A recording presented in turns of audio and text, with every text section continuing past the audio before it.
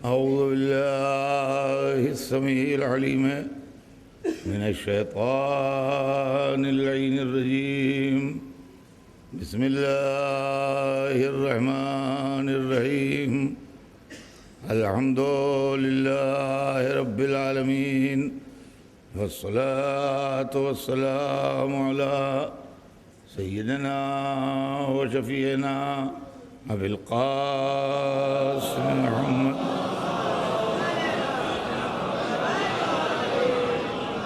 وأهل بيته الطيبين الطاهرين المعصومين، ولعنة الله على أعدائهم أجمعين من يومنا هذا إلى يوم الدين.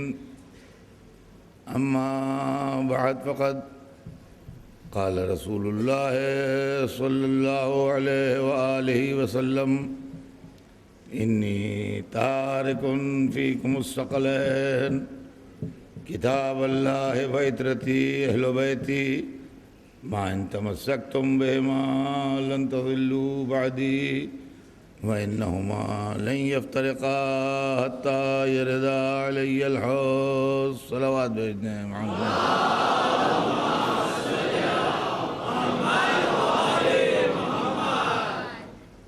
حضور سرور کائنات کا ارشاد گرامی ہے کہ مسلمانوں میں تم میں دو بڑی اہم چیزیں چھوڑ کے جا رہا ہوں، بڑی قدر و وزنی چیزیں چھوڑ کے جا رہا ہوں.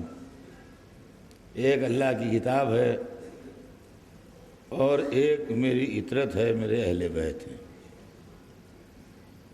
ما ان تمسکتم بہما، جب تک تم ان دونوں کے ساتھ رہو گے، لن تضلوا بعدی، میرے بعد کبھی ہرگز گمراہ نہیں ہوں گے.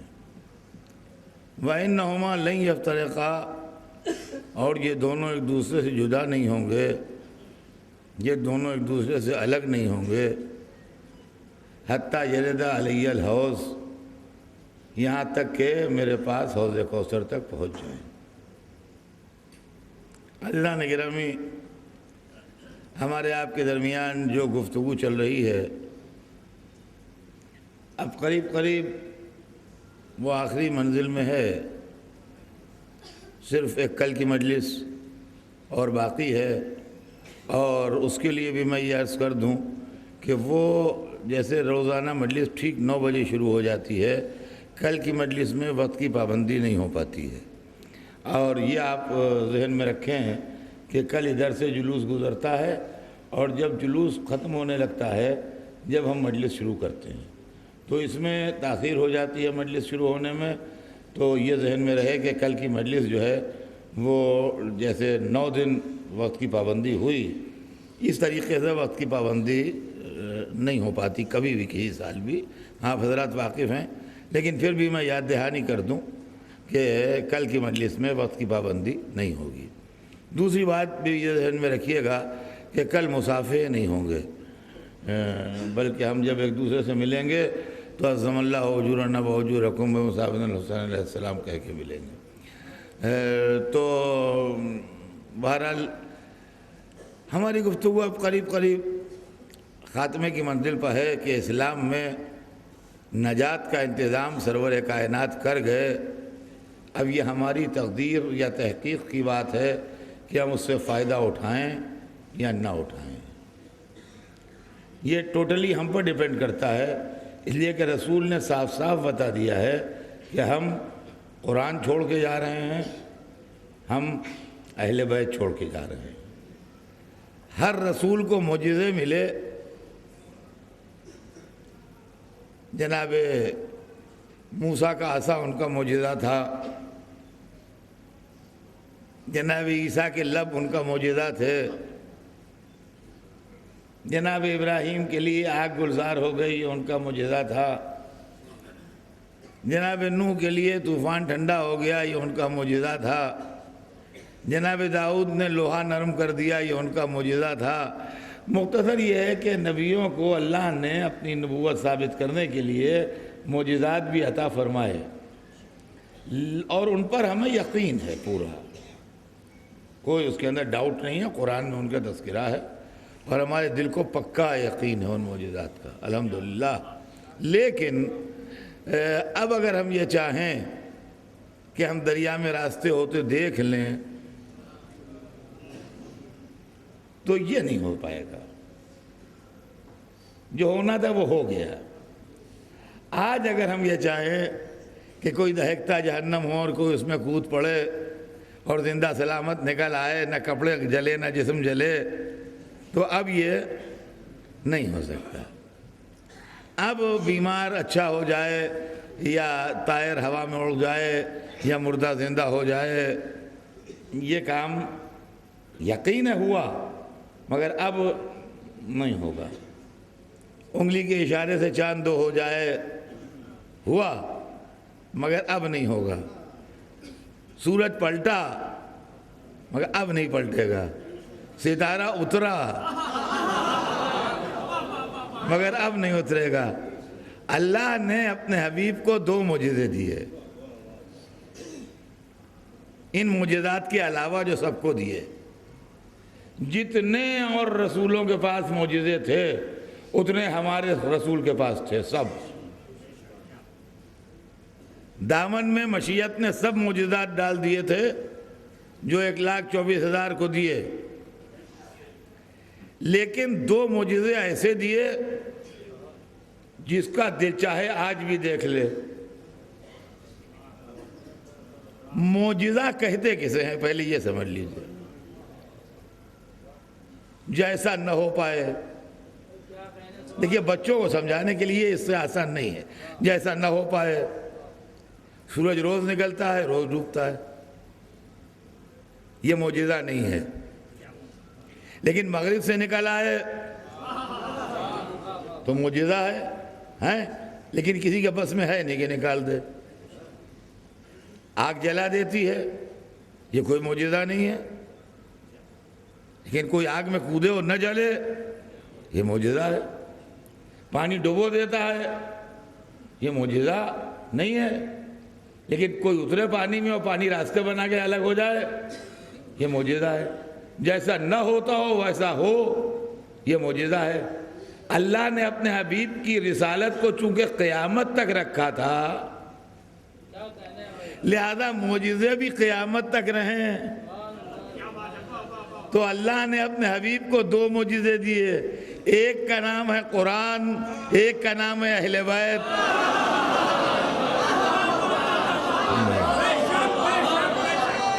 ایک کا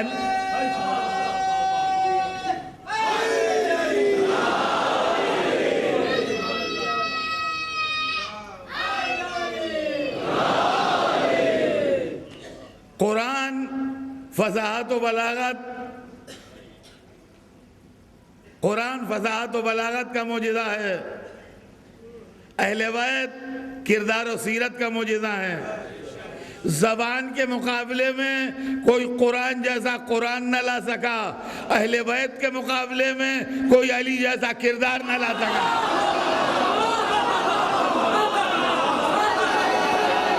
صلوات بر محمد۔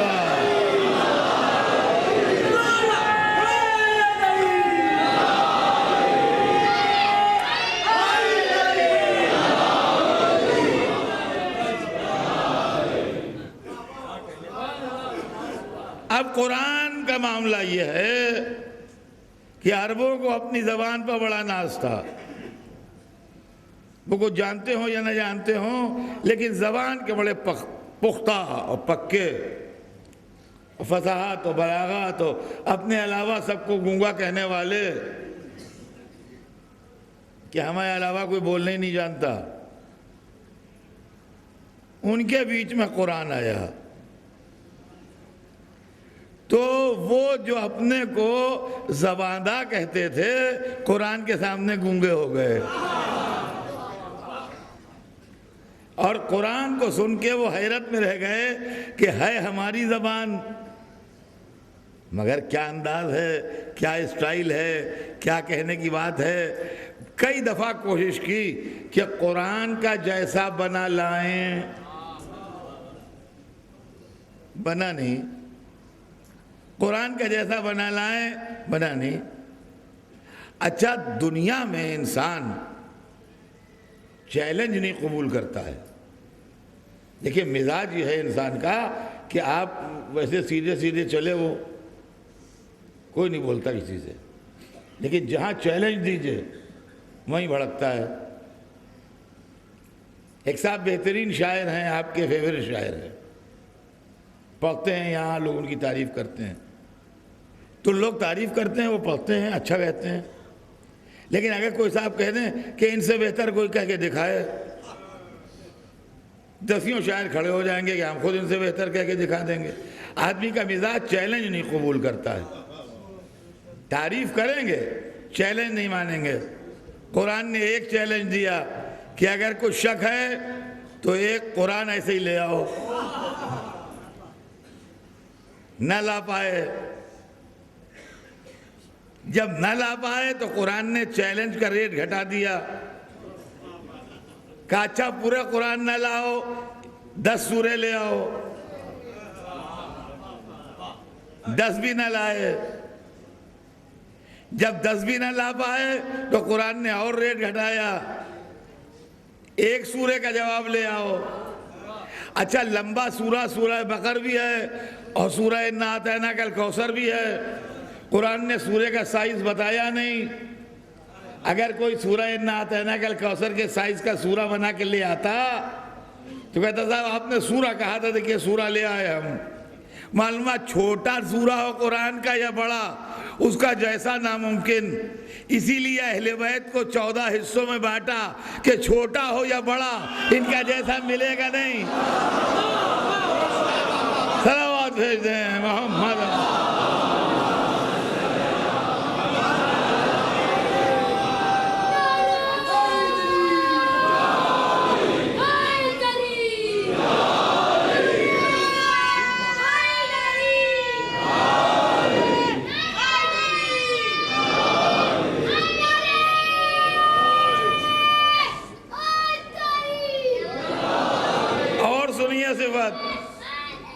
اور سنیے صفت عزیزان گرامی، قرآن ڈیٹیلز میں اگر جائیے تو ایک بسم اللہ کی تفسیر میں رات گزر جائے اور تفسیر مکمل نہ ہو۔ مطلب ڈیٹیل اگر جائیے آپ تو جو کچھ آسمانی کتابوں میں ہے وہ قرآن میں ہے، اور اگر سمٹتا ہے قرآن تو ایک نقطہ بن جاتا ہے۔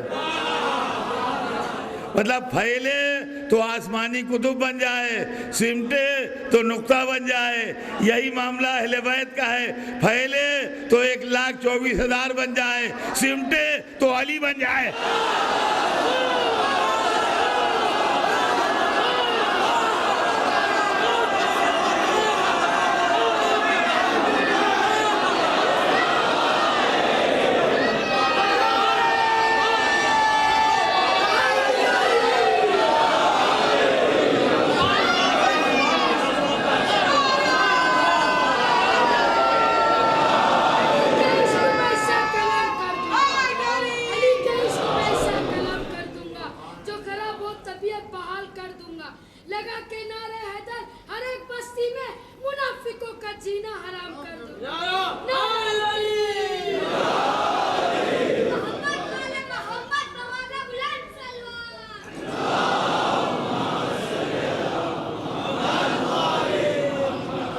قرآن الحمدللہ آج بھی موجود ہے، اور عربی زبان بھی دنیا میں ایگزسٹ کرتی ہے۔ ایسا نہیں ہے کہ یہ زبان فنا ہو گئی ہو، دنیا کے بہت سے ممالک عربی بولتے ہیں، اور قرآن کا چیلنج آج بھی ہے کہ اگر ڈاؤٹ ہے تو اس کا جیسا لے آؤ، اگر شک ہے تو اس کا جیسا بنا لاؤ، ایک سورہ ہی بنا لاؤ۔ لیکن آج تک کوئی ایک سورہ بنا نہ سکا۔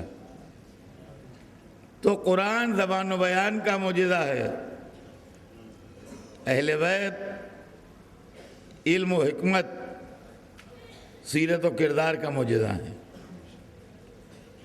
سیرت اہل بیت بھی تاریخ کے اندر باقی ہے، خالی قرآن ہی نہیں باقی ہے، تاریخ میں سیرت اہل بیت بھی باقی ہے. جس کو ڈاؤٹ ہو، جس کو شک ہو، وہ کسی ایک کا جیسا بنا لائے. یہ ضروری نہیں ہے کہ علی ہی جیسا بنے، لیکن جہاں سب علی ہوں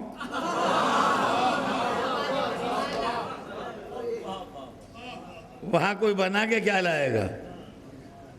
تو الحمدللہ سیرت و کردار کا معجزہ بھی موجود ہے، زبان و بیان کا بھی معجزہ موجود ہے، اور رسول کا یہ ارشاد بھی موجود ہے کہ دیکھو قرآن کے ساتھ رہنا اور اہل بیت کے ساتھ رہنا. اب اہل بیت کے لیے قرآن اور قرآن کے لیے اہل بیت، یہ دو ساتھی ہیں. قرآن نے اہل بیت کے لیے کیا کہا؟ ہزاروں دفعہ کا نہیں بلکہ لاکھوں دفعہ کا سنا ہوا معاملہ ہے آپ کا. میں اکثر کہتا ہوں کہ میں نئی چیزیں کہاں پڑھتا ہوں، وہ سب سنی سنائی بات ہے. قرآن نے اہل بیت کے لیے کیا کہا؟ انما یرید اللہ لیذھب عنکم الرجس اہل البیت ویطہرکم تطہیرا.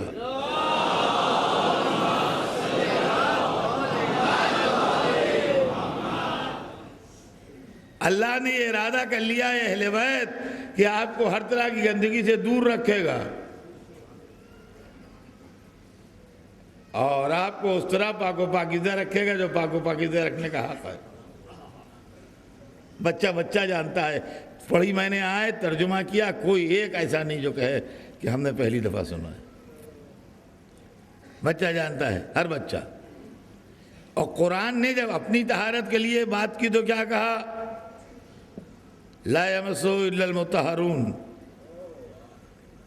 پاک و پاکیزہ کے سوا کوئی مس نہیں کر سکتا. تو حضور اٹھاتے تو اس کو غیر مسلم بھی ہیں. یہ کیا کہا قرآن نے؟ یعنی فکر قرآن تک نجاست پہنچ نہیں سکتی.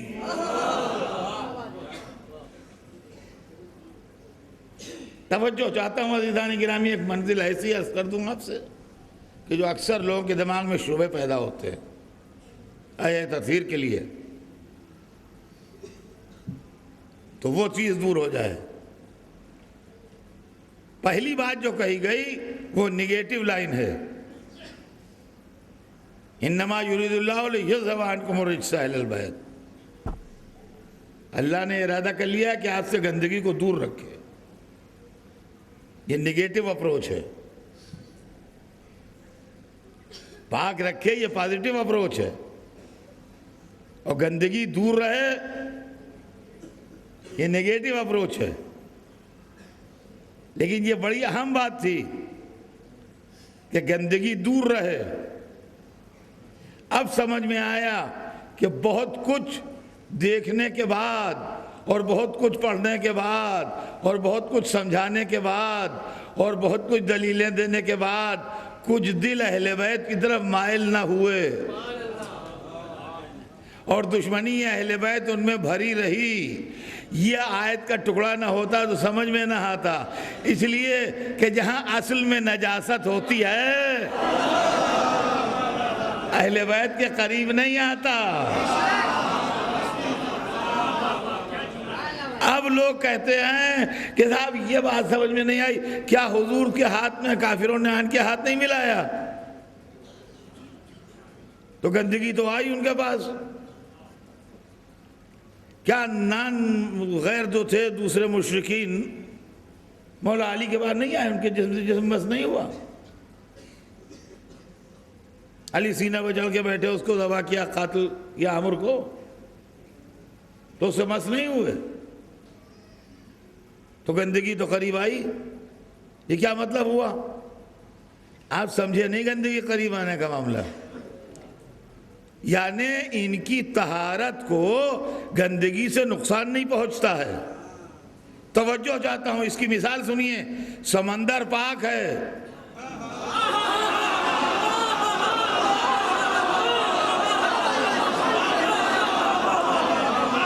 سمندر پاک ہے، آپ کتے کو لے جا کے غوطے دیجئے، کتا نجس رہے گا، سمندر پاک رہے گا. پر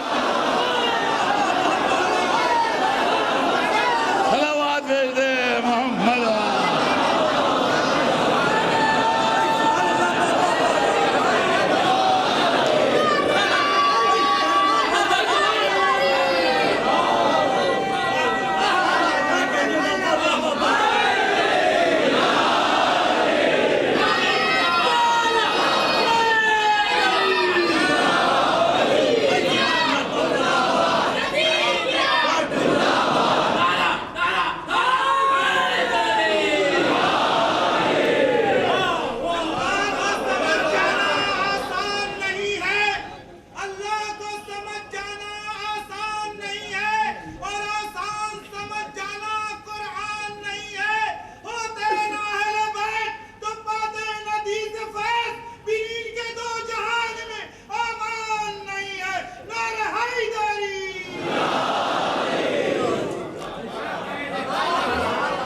سمجھے آپ؟ لے یہ زبان کو مرچ، آپ سے رچ دور رہے. معلوم ہے ایک صاحب کو پوچھ رہے تھے کہاں گئے، کہ وہ سمندر میں سور نہلانے گئے ہیں.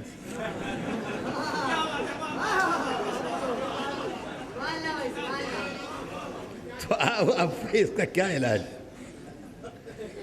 سمندر کی پاکیزگی کے اوپر 1.1% بھی کچھ اثر نہیں آئے گا. یہ وہ پاک ہیں، روح پاک، جسم پاک، نفس پاک.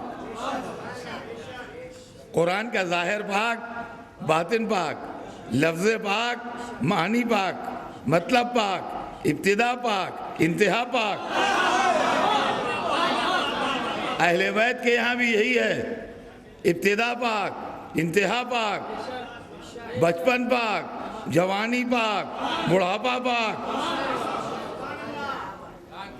پاک ہم بھی ہیں الحمدللہ. خدا کا لاکھ لاکھ شکر ہے کہ ہم بھی پاک ہیں، اور اپنے خیال میں ہم پاک و پاکیزہ حالت میں منبر پر حاضر ہیں. باقی حقیقت کا علم اللہ کو ہے، لیکن بہرحال اپنے خیال میں یا مسجد میں تشریف رکھتے ہیں حضرات پاک و پاکیزہ ہیں. لیکن خطا معاف، ہم آپ دونوں شامل ہیں اس میں. ہم آپ جیسے پاک ہونا چاہیے ویسے پاک نہیں ہیں.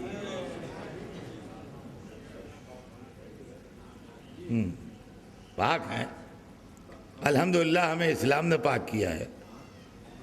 لا الہ الا اللہ محمد رسول اللہ نے ہمارا ظاہر پاک کیا ہے. علی ولی اللہ نے ہمارا باطن پاک کیا ہے.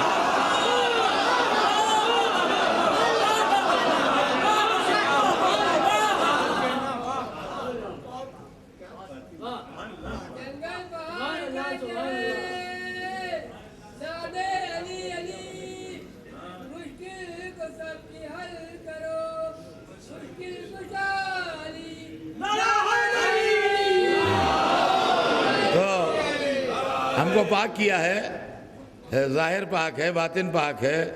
نکاح نے ہمارا نسب پاک کیا ہے. خمس زکوٰۃ نے ہمارا مال پاک کیا ہے.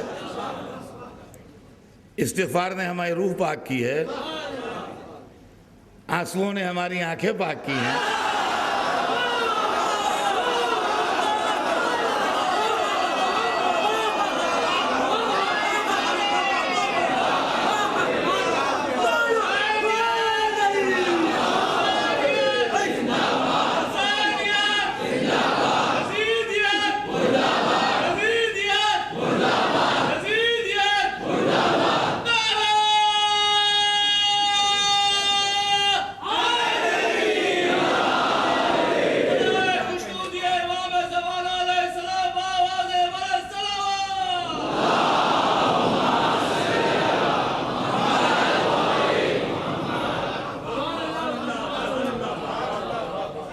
تو پاکیزہ ہیں الحمدللہ، پاکیزگی کی بات نہیں ہے، لیکن ویسے پاک نہیں ہے جو حق ہے. یہ سمجھ لیجیے. ہماری طہارت جو ہے وہ نجاست کے بریکٹ میں ہے۔ بریکٹڈ عبارت آپ نے دیکھی ہے؟ ایک بریکٹ ادھر لگا ہے، ایک بریکٹ ادھر لگا ہے، اس بیچ کے اندر جو ہوتی ہے اس کو بریکٹڈ کہتے ہیں۔ تو ہماری طہارت جو ہے وہ بریکٹڈ ہے، ادھر نجاست کا بریکٹ لگا ہے، ادھر لگا ہے، بیچ میں ہم پاک ہیں۔ اب آپ کہیں گے یہ کیا مطلب ہے؟ دیکھیے جب پیدا ہوئے تو نجس تھے، جتنے بیٹھے ہیں کوئی ایک صاحب ہاتھ اٹھائے کہ جب میں پیدا ہوا تو پاک تھا۔ پاک کر لیے گئے، پاک ہو گئے۔ جب پاک کر لیے گئے ہم پاک ہو گئے۔ سب کی ایک ہی کہانی ہے، دو نہیں ہے۔ جب پیدا ہوئے تو سب نجس تھے، جب پاک کر لیے گئے پاک ہو گئے۔ جیسے ہی روح نکلے گی پھر نجس ہو جائیں گے۔ جو چھو لے وہ بھی نہائے ہیں، پھر پاک کر لیے جائیں گے، پھر پاک ہو جائیں گے۔ فرمایا ہم نے تو ہماری طہارت جو ہے وہ نجاست کے بریکٹ میں ہے۔ اہل بیت کون ہے؟ جو پاک ہونے کا حق ہے۔ دنیا میں آئے تو کعبے نے آغوش شوق کھولی،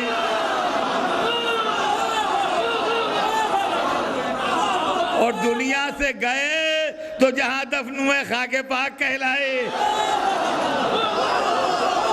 صلوات بھیجتے ہیں محمد۔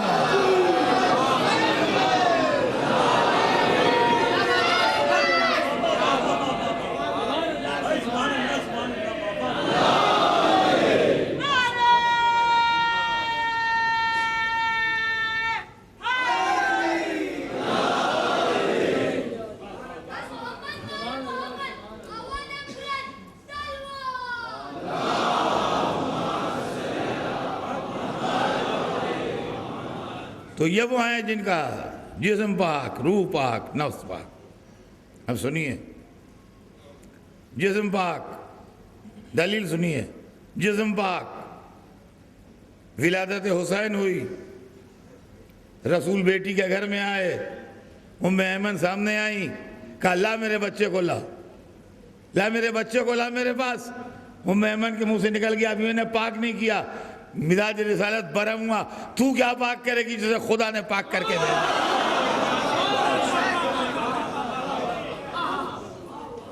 جسم پاک، روح پاک۔ آپ سمجھتے ہیں، جانتے ہیں، میں زیادہ وضاحت نہیں کروں گا۔ کچھ پوزیشنیں ایسی ہوتی ہیں کہ ایک مسلمان بھی مسجد میں نہیں آ سکتا ہے۔ کچھ حالات ایسے ہوتے ہیں کہ ایک مسلمان بھی مسجد میں نہیں آ سکتا ہے۔ مسجد میں سب کے دروازے بند کر دیے گئے، علی اور رسول کا دروازہ کھلا رہا۔ دلیل اس بات کی ہے کہ روح پاک۔ اب نفس پاک، اس کی دلیل بہت ایزی ہے۔ خدا کسی گندے مال کو خریدے گا نہیں۔ شب ہجرت نفس خرید کے بتایا۔ صلوات بھیجتے ہیں محمد۔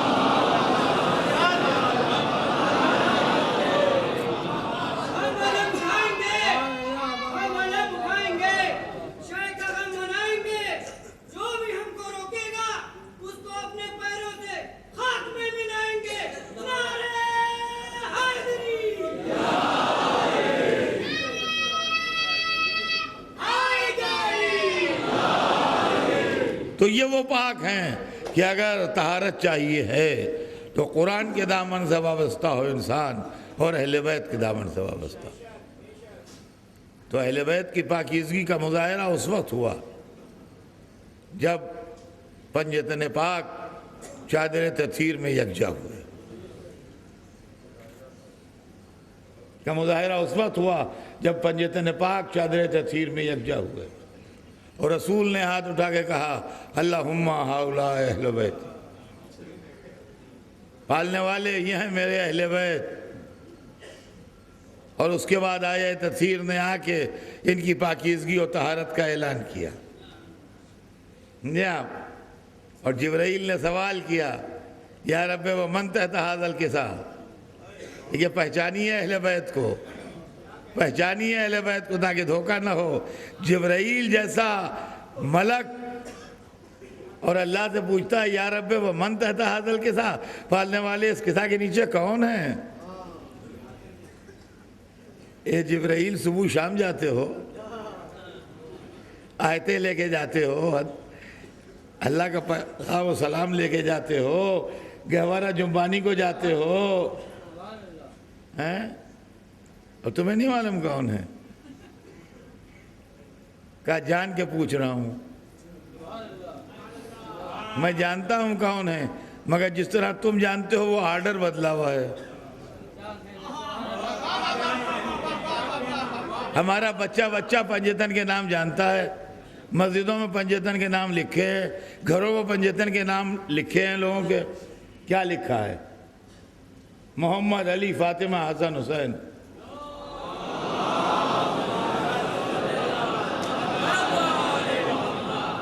یا اس کے علاوہ کچھ لکھا ہے؟ بھائی اس کے علاوہ تو نہیں لکھا ہے۔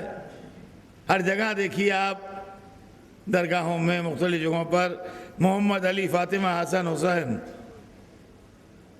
یہی آپ جانتے ہیں۔ اور ہمیں بچے چھوٹے چھوٹے بیٹھے ہیں، ان سے پوچھ لیجئے پنجتن کے نام، یہ بتا دیں گے، مگر یہی بتائیں گے، محمد، علی، فاطمہ، حسن، حسین۔ تو اگر جبرائیل نہ پوچھتے تو ہم یہی بتاتے، اور یہ بتاتے اور غلط ہو جاتے۔ لہذا جبرائیل نے پوچھ لیا یا رب وہ من تحت ھذا الکسا، پالنے والے اس کسا کے نیچے کون ہیں؟ اور اب جو جواب آیا تو بنیادی نقطہ سمجھیے، ہم فاطمہ تو وہ ابوہا، وہ فاطمہ ہے اور اس کا باپ، وہ بالوہا و بنوہا، اور اس کا شوہر اور اس کے بیٹے۔ معلومہ مرکز فاطمہ ہیں جن کے گرد عصمت گھوم رہی ہے۔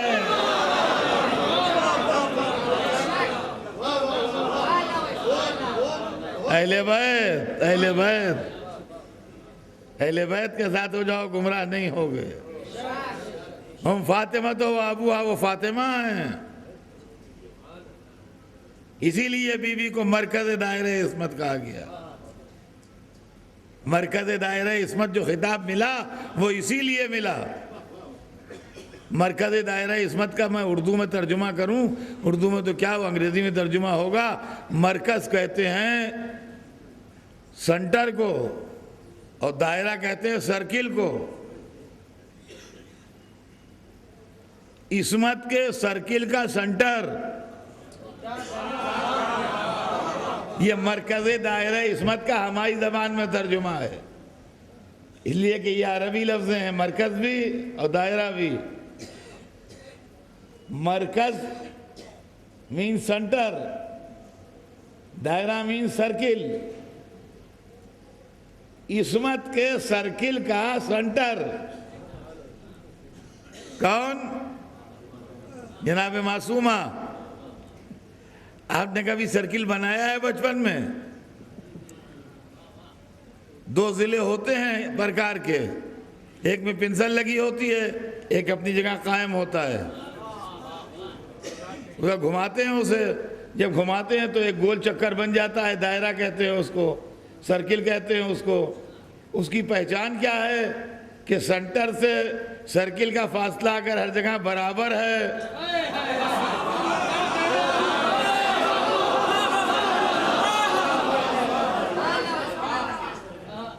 تو سنٹر صحیح ہے، اور اگر کہیں کم کہیں زیادہ ہے تو سنٹر غلط ہے۔ فاطمہ زہرا ہے سنٹر، اب پرکار گھوم رہا ہے، ہم فاطمہ تو وہ ابوہا وہ بالوہا وہ بنوہا، ہر جگہ فاصلہ برابر، ہر طرف سے فاصلہ برابر۔ یہ ہے مرکز دائرہ عصمت۔ اب ایک بات سن لیجئے، جتنا بڑا چاہے سنٹر بنائیے، پورا گریٹر بمبئی آ جائے، بن جائے گا سنٹر بننا، مرکز بننا، وہ سرکل بننا کچھ مشکل نہیں ہے۔ جتنا بڑا چاہے سرکل بنا لیجئے، پورا مہاراشٹرا اسٹیٹ آ جائے، پورا ہندوستان آ جائے، اتنا بڑا سرکل بن جائے گا۔ لیکن ایک سرکل میں سنٹر ایک ہوگا، دو نہیں ہوں گے۔ ایک سرکل میں دو سنٹر ہو ہی نہیں سکتے، جیسے ایک کائنات میں دو خدا نہیں ہو سکتے ویسے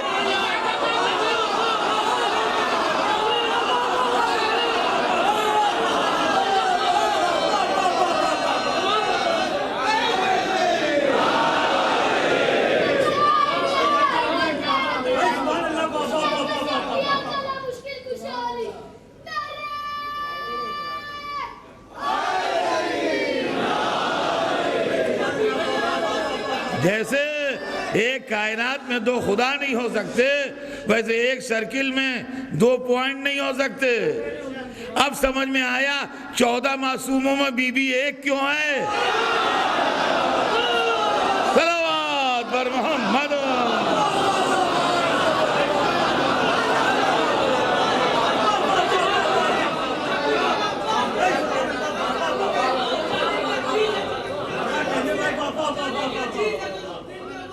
یہ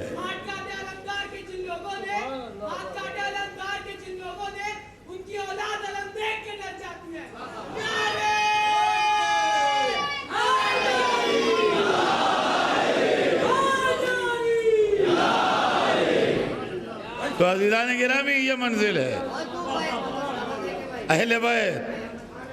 اہل بیت کی مرکزی شخصیت جناب سیدہ اللہ اکبر مشیت کہے ان کا باپ، ان کا شوہر، ان کے بیٹے، یہ ہے اہل بیت، یہ ہے گھر جو اللہ کی برکتوں، نعمتوں، وہی مشیت کا مرکز ہے۔ اور اسی لیے سیدہ کو جو عظمت ملی وہ عظمت غیر معمولی تھی۔ عزیزان گرامی، رسول کے چھوٹے چھوٹے جملے اور چھوٹی چھوٹی حدیثیں معجزہ ہیں، جس کے اندر معنی و مطالب کے اتنے بڑے سمندر ہیں کہ عقل بشر حیران رہ جائے کہ سرکار نے کیا فرما دیا۔ کوئی دنیا میں نگاہ انتخاب پروردگار میں نہ جچا۔ ہم کو آپ کیا کہتے ہیں؟ چھوٹے کے اوپر غصہ کر رہے ہیں۔ علی دکھائی دیتے ہیں آپ کو، بس اور کوئی نہیں دکھائی دیتا۔ وہاں جائیے تو بس مجلس میں علی علی ہوتا ہے، اور کون ہوتا؟ اور کوئی دوسرے نہیں ہے دنیا میں کیا؟ وہ علی دکھائی دیتے ہیں۔ اب ہم چھوٹے آدمی، معمولی آدمی، آپ فٹ پاتھ پہ بیچارہ وہ کھینچ رہا ہے گاڑی، اس کو آپ غصہ کر لیجئے، گالیاں دے لیجئے، کون بولے گا اس کی طرف سے؟ کون بولے گا اس کی طرف سے؟ مزدور آدمی بیچارہ۔ کسی بڑے سیٹ سے لڑیے، کسی بڑے افسر سے جھنجٹ کیجئے تو پتہ بھی لگے کہ ہاں بھائی چھیالے ہیں، معلوم ہو کہ آج جھیالے ہیں۔ ہاں یہ کیا کہ وہاں بیچارہ وہ مزدور لیے چلا جا رہا ہے، سر پر بوجھا اس سے غصہ کر رہے ہیں، وہ کھٹارا کھینچ رہا ہے، اس پر برسے پڑ رہے ہیں، وہ بیچارہ کچھ 10-20-50 روپے کا سامان لیے سڑک کنارے بیٹھا ہے، اس کو مارنے کے لیے کھڑے ہوئے جا رہے ہیں۔ یہ چھچوراپن کی علامت ہے۔ سمجھ میں آیا آپ کی؟ یہ چھچورے لوگوں کا کام ہے، بڑے لوگ یہ نہیں کرتے ہیں۔ ہم لوگ کیا ہیں؟ ہماری حیثیت کیا ہے؟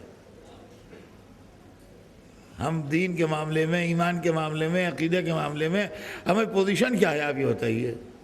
معمولی لوگ ہیں، ہم سے ہستی الٹے ہوئے ہیں۔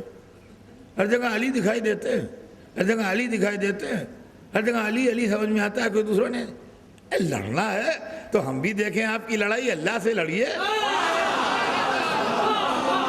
کہ واہ معبود، جب رسول کی بیٹی کی شادی آئی تو تجھے علی نظر آئے، دوسرے نے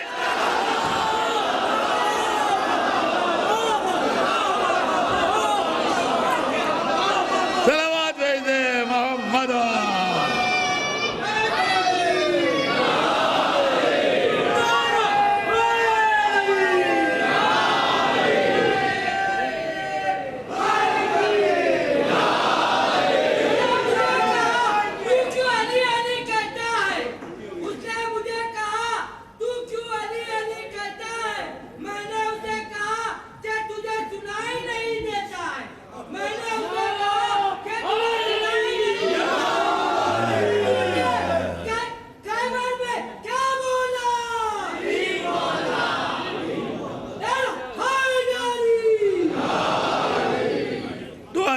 گرامی جب مرتبہ یہ ہو اور ایسی شخصیتیں اور ایسے پاکیزہ کردار ہمارے سامنے ہوں تو قدرتی طور سے ہدایت کے واسطے پھر انہی سے وابستگی کو دل چاہتا ہے۔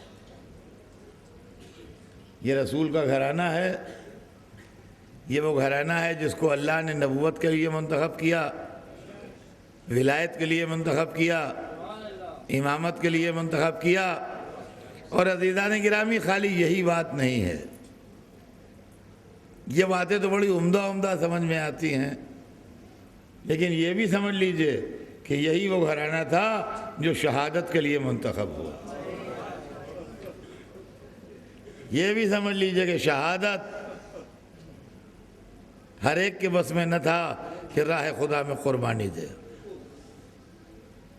جان بڑی پیاری ہوتی ہے، لوگ اپنی جان بچانے کے لیے نہ جانے کیا کیا کرتے ہیں، لیکن اللہ نے اسی گھرانے کو شہادت کے لیے منتخب کیا، اور اس گھرانے نے ہمیشہ شہادتیں دیں۔ اسلام آنے کے ساتھ ساتھ شہادتوں کا سلسلہ شروع ہوا بنی ہاشم کی۔ جنگ بدر میں جناب عبیدہ کام آئے، بنی ہاشم تھے۔ جنگ احد میں جناب حمزہ کام آئے، بنی ہاشم تھے۔ جنگ موتا میں جناب جعفر کام آئے، بنی ہاشم تھے۔ علی کے سر پر ضربت لگی، بنی ہاشم تھے۔ حسن کو زہر دغا پلایا گیا، بنی ہاشم تھے۔ حسین اپنا پورا کنبہ لیے ہوئے کربلا میں۔ یہ ہاشمی گھرانہ ہے، تاریخ عالم و آدم میں اس کا جواب نہ ملے گا۔ اللہ نے اپنے دین کے لیے اگر ان کو منتخب کیا ہے اور رہبری کے لیے ان کو چنا ہے تو یہ بھی تو سوچئے کہ انہوں نے اللہ کی راہ میں قربانیاں کتنی دی ہیں۔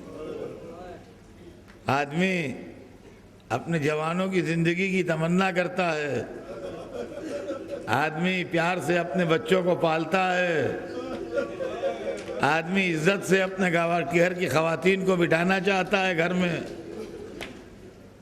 یہ وہ لوگ تھے کہ علی اکبر بھی قربان،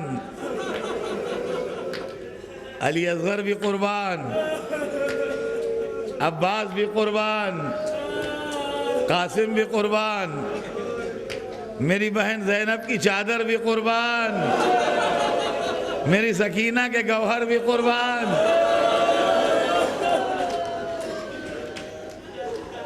یہ ہے گھرانہ، قربانی دینے والا گھرانہ،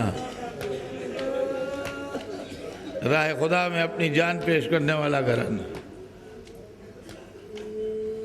آج نویں رات ہے اور بس ایک رات اور باقی ہے۔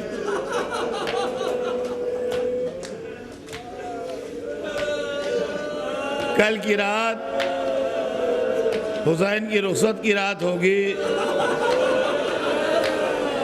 الوداع کی رات ہوگی، اور پرسوں سناٹا ہو جائے گا۔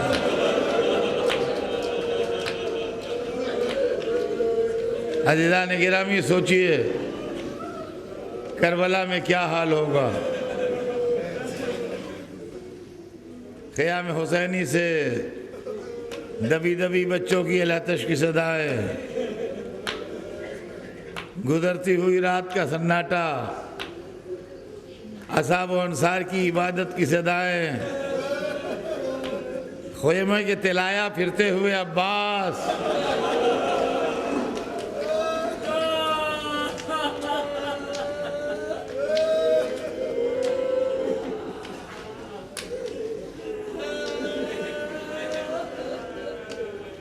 یہ ہے عزیزان گرامی کربلا آج کی رات۔ تاریخ بتاتی ہے کہ جب قربانیوں کا سلسلہ شروع ہوا تو آخر میں حسین کا جوان بیٹا آیا، بابا اب مجھے بھی اجازت ہو۔ ہر شہید کو روکا، ہر شہید کو منع کیا، علی اکبر کو روکا نہیں۔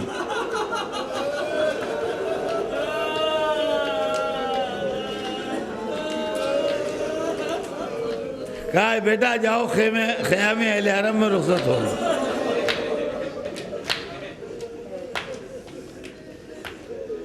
عزیزوں، مراسم میں تو سب کی رخصت ہے، مگر معتبر کتابوں میں 2 رخصتیں ہیں، ایک جناب علی اکبر کی رخصت، ایک امام حسین کی رخصت۔ علی اکبر نے خیمے میں جا کے کیا کہا، ماں سے کیا کہہ کے اجازت لی، پھوپھی کو کیوں کر راضی کیا، بہنوں کو کیسے سمجھایا، مجھے نہیں معلوم۔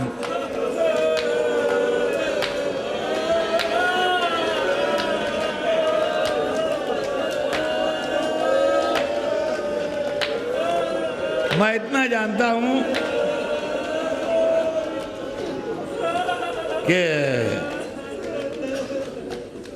خیمے کا پردہ بار بار اٹھتا تھا اور گرتا تھا، بار بار اٹھتا تھا اور گرتا تھا۔ علی اکبر نکلنا چاہتے تھے، سیدانیاں روک لیتی ہیں۔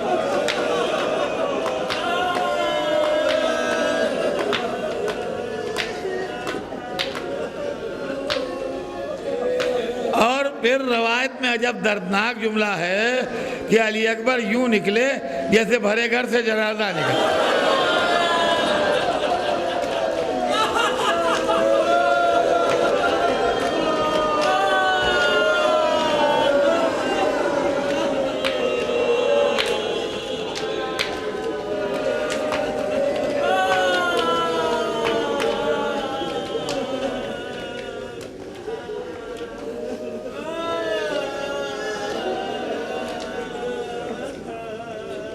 علی اکبر آئے سامنے، باپ نے اپنے ہاتھ سے سر پر کھول رکھا، کیا جاؤ بیٹا جاؤ۔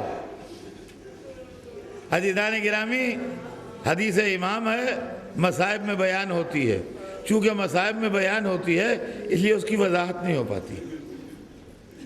گریے کے شور میں اور آخری لمحوں میں مصائب کے حدیث کی وضاحت نہیں ہو پاتی۔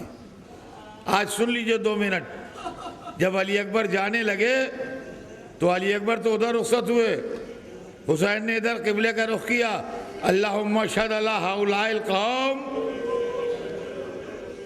پالنے والے اس قوم کے ظلم پر گواہ رہنا، لقد برز الیہم غلاما اشبہ الناس خلقا وخلقا ومنطقا برسولک، میں ان کی طرف ایک ایسے نوجوان کو بھیج رہا ہوں، اشبہ الناس خلقا، ذرا 1 منٹ ٹھہر کے جملے سن لیجئے، اشبہ الناس خلقا، تمام انسانوں میں سب سے زیادہ رسول اللہ سے مشابہ۔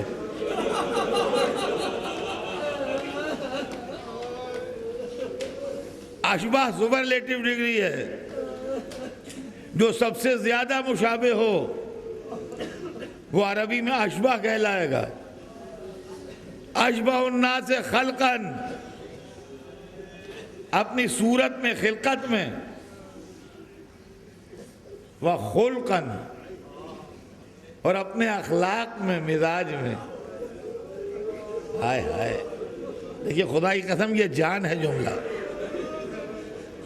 عزیزوں، صورت بنانا آدمی کے اختیار میں نہیں ہے،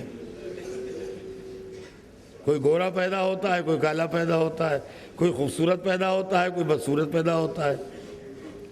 صورت جو ہے وہ اللہ کی دین ہے، لیکن مزاج آدمی اپنا خود بناتا ہے۔ غصے ور ہیں کہ نرم مزاج ہیں، کیا اخلاق اچھا ہے، کیا اخلاق خراب ہے؟ اللہ نے علی اکبر کو وہ صورت دی جو رسول کی تھی، تو علی اکبر نے اپنا مزاج وہ بنایا جو رسول کا تھا۔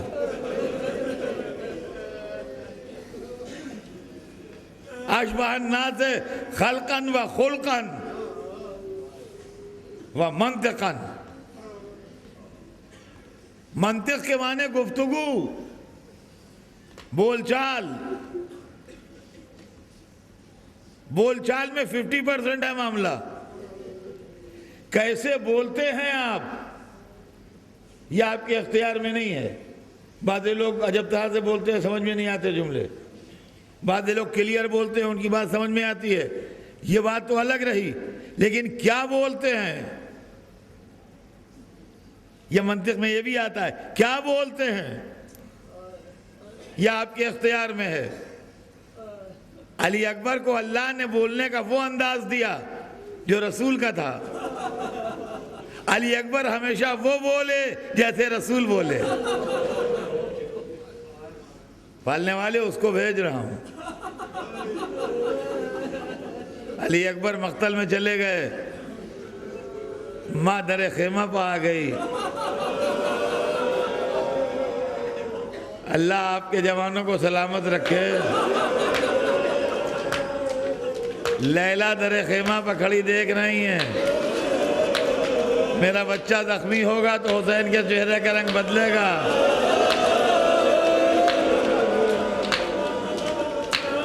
ایک دفعہ ماں نے چہرے کا رنگ بدلتے دیکھا، کہا مولا کیا میرا لال زخمی ہو گیا؟ کہا نہیں لیلا زخمی نہیں ہوا، ایک پہلوان مقابلے پہ آیا ہے، وہ سیر و سیراب ہے، تمہارا بیٹا بھوکا ہے، خیمے میں جا کے دعا کرو۔ خیمے میں جا کے دعا کی، ہاتھ اٹھائے، یا رادہ یوسف علی یعقوب، اے یوسف کو یعقوب سے ملانے والے، علی اکبر کو مجھ سے ملا دے۔ ذرا دیر میں خبر آئی، بی بی علی اکبر آئے ہیں اپنے بابا سے ملنے، اس بہادر کو قتل کر آئے۔ ماں تڑپ کے در خیمہ پہ آئی تو بیٹا پہچانا نہیں جا رہا تھا، گلابی ہو ٹودے ہو گئے تھے، پیاس کی شدت سے زبان چبا رہے تھے، ذرا سے خون ٹپک رہا تھا۔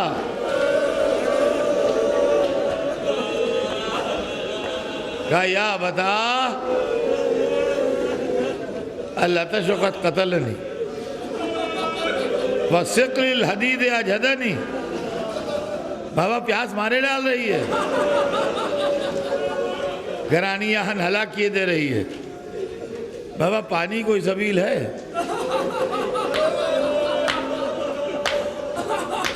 کہا بیٹا ان قریب تیرے دادا تجھے آب کوثر سے سیراب کریں گے۔ علی اکبر چلے گئے، لیلا بھی خیمے میں چلی گئیں، در خیمہ پر وہ آ گئی جس نے 18 برس پالا تھا۔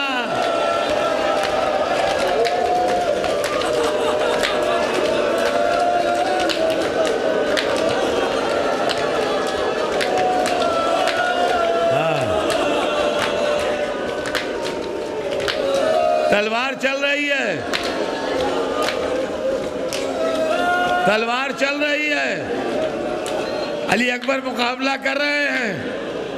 ایک مرتبہ سینے پر برچھی لگی، آواز دی یا بتا علیک من السلام، اے بابا میرا سلام لیجئے۔ حسین چلے یا علی،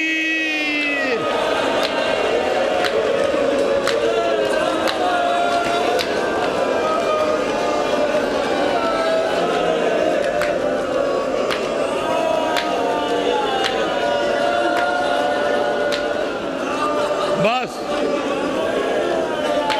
کلیجہ تھام لیجئے، بات ختم ہو رہی ہے۔ علی اکبر تک پہنچ گئے، علی اکبر کو دیکھا، سینے میں ٹوٹے ہوئے برچھی کے پھل کو دیکھا، تکلیف کا اندازہ لگایا، اپنی تنہائی کو دیکھا،